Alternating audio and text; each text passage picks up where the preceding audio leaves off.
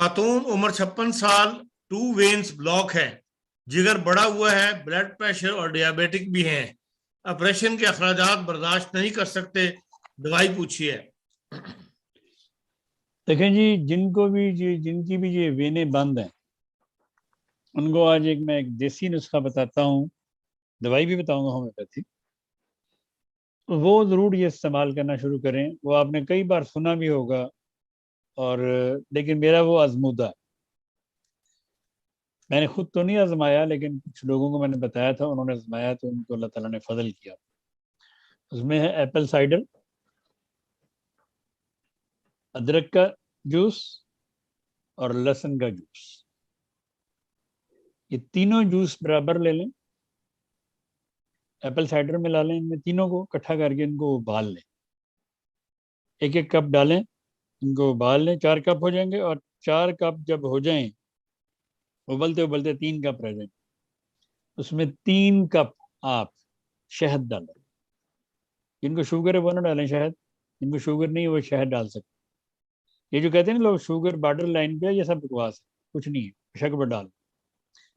तो उसमें वो शुगर डालें और रोज़ाना 1 चम्मच सुबह और 1 चम्मच शाम खाना शुरू करें। तो अल्लाह ताला के फजल से उनकी बेशुमार नालियाँ दिल की जो हैं वो खुलना शुरू हो जाएंगी। नंबर 2, दिल की नालियों के लिए या जिस्म में कहीं भी नालियाँ अगर किसी की बंद हो जाएं तो विटामिन K2 अल्लाह ताला के फजल से ऐसी तमाम बीमारियों को ठीक कर सकता है। सिर्फ 1 कतरा उसका सुबह और 1 कतरा दोपहर को, रात को नहीं खाना विटामिन K2, सिर्फ सुबह और दोपहर को।